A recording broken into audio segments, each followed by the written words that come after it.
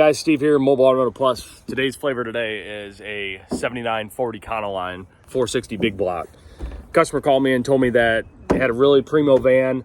Thing runs great, but for some reason right now it's not running. First time that they've really had an issue with it. So called me up, came and took a look last week sometime, and came across that we weren't getting spark.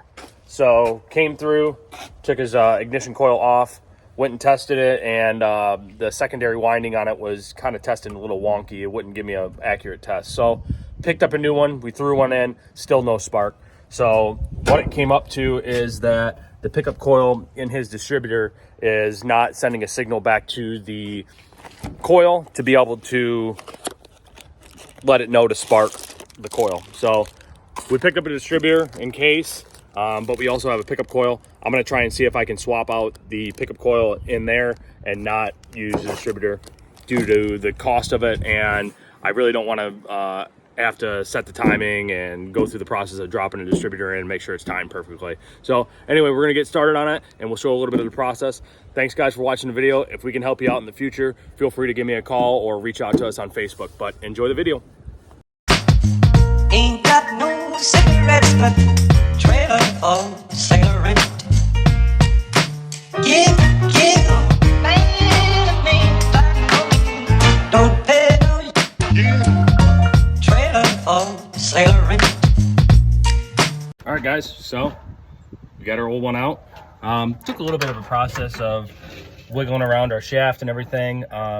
Everything seems good and tight in here, so I'm not too worried about the actual components of the distributor, like the bottom gear or our shaft or the bearings in there. Seems real tight. It doesn't have a lot of miles on this van. There's only about 36,000, so it probably isn't bad in general. But anyway, we're gonna get a new one swapped in there, get the old gear kind of cleaned up that goes on the shaft, and then we're gonna see if we get spark out of it. Trailer for cigarette. Give, man, me, All right, guys, so we have a new pickup coil down in here. Our gear that will break the switch or break the negative part of the coil to produce spark is aligned perfectly down there. We plugged her in. Now I'm gonna put the cap on. Once we get the cap on, I'll go and try and fire it and see what we get.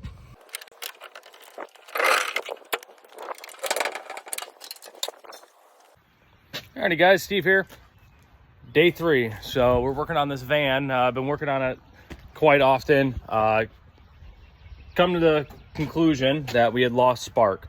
What I believe had happened is his battery had gone bad, or the polarity had reversed in it. When I hooked jumper cables up to jump it off before, it kept on arcing.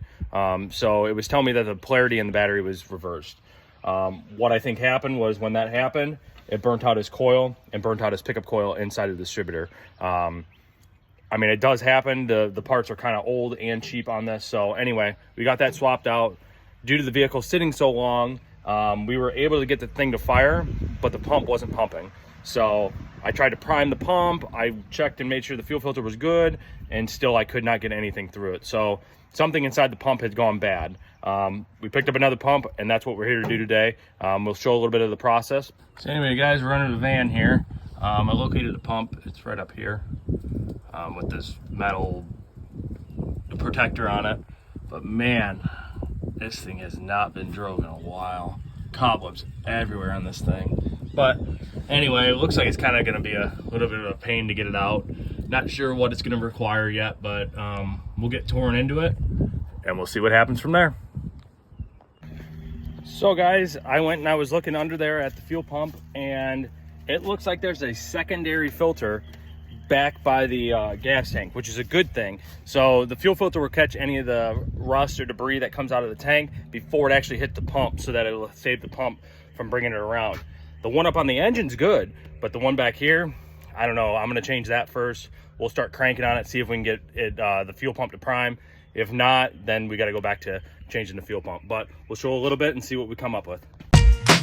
give, man, me, don't pay trailer for cigarette. So anyway, guys, we're inside of here. We got the doghouse off. I got a kind of a small gas tank, as we could say. It's running to the carburetor, so I can fill it up with fuel, let it run, and this other bottle is coming off the fuel pump. So it's gonna, when it starts kicking, I'll see it start spraying out of here. I did have it running longer than I usually do, and it started to prime back up. So I'm thinking that fuel filter just lost its prime, or was clogged up, making it lose its prime and not being able to get past it. Because a fuel pump on something old like this that's mechanical, they don't produce a lot of PSI like what in your fuel injected vehicles. Maybe under 10 PSI, which is very, very small. Like literally, if you were blowing through a straw, you would put more pressure out than this fuel pump will. So we're hoping we're gonna keep it running long enough to get that arm on the fuel pump to start priming and get it to come back around. So we'll see what happens. I'm gonna show you a little bit of what we're doing here.